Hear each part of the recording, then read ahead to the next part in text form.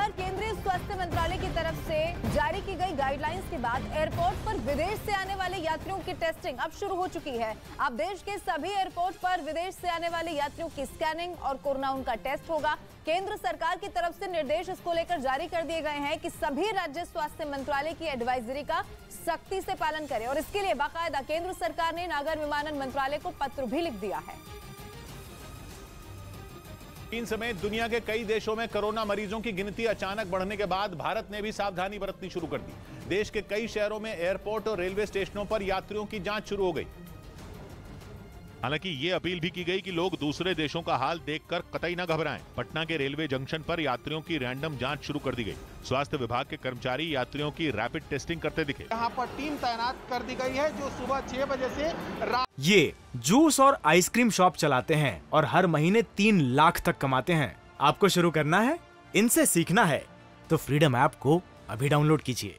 10 बजे तक काम करेगी। ऐसी ही तस्वीरें पटना के एयरपोर्ट पर भी दिखी। एयरपोर्ट पर भी यात्रियों की टेस्टिंग का इंतजाम किया गया। पटना एयरपोर्ट पर भी जांच शुरू हो गया है और जो लोग भी बाहर से आने वाले हैं उनकी रैंडम जांच की जा रही है। एयरपोर्ट पर बड़ी संख्या में ऐसे यात्री भी रहे जिनके चेहरे पर मास्क लगा दिखा। दूसरी तरफ केंद्र सरकार ने इससे जुड़ी सख्त गाइडलाइन भी जारी कर दी। केंद्र सरकार ने खास तौर पर विदेशों से आने वाले यात्रियों के लिए दिशा निर्देश जारी किए और ये साफ कहा कि जिस देश से यात्री आएगा उसका उस देश में वैक्सीनेशन जरूरी होगा। बिना वैक्सीनेशन उसे देश में आने नहीं दिया जाएगा। एयरपोर्ट की एंट्री और एग्जिट वाली जगहों पर मास्क लगाना और सोशल डिस्टेंसिंग का पालन करना जरूरी होगा। इसके अलावा कोरोना से जुड़े लक्षण वाले मरीजों को आइसोलेट किया जाएगा। वहीं एयरपोर्ट में दाखिल होने से पहले थर्मल स्क्रीनिंग की जाएगी, यानी यात्रियों के शरीर के तापमान की जांच होगी।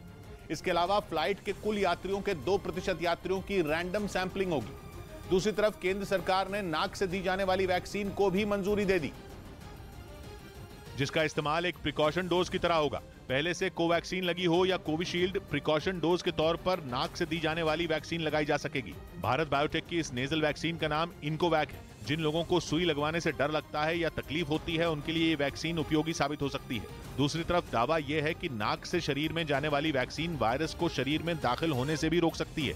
18 साल से ऊपर की उम्र का हर शख्स कोरोना की इस नई वैक्सीन को लगवा सकता है। सरकार का दावा है कि बहुत जल्द कोविन ऐप पर इस वैक्सीन का विकल्प भी दिखने लगेगा।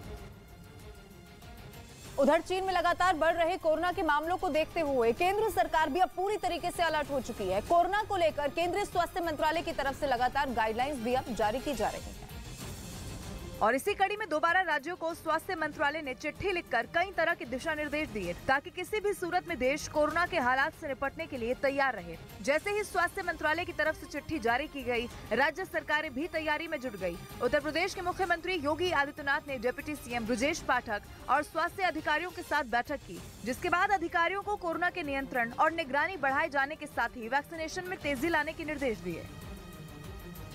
और स्वास्थ्य मंत्रालय ने ऐसी ही तैयारी राज्यों को करने के लिए भी अब कह दिया।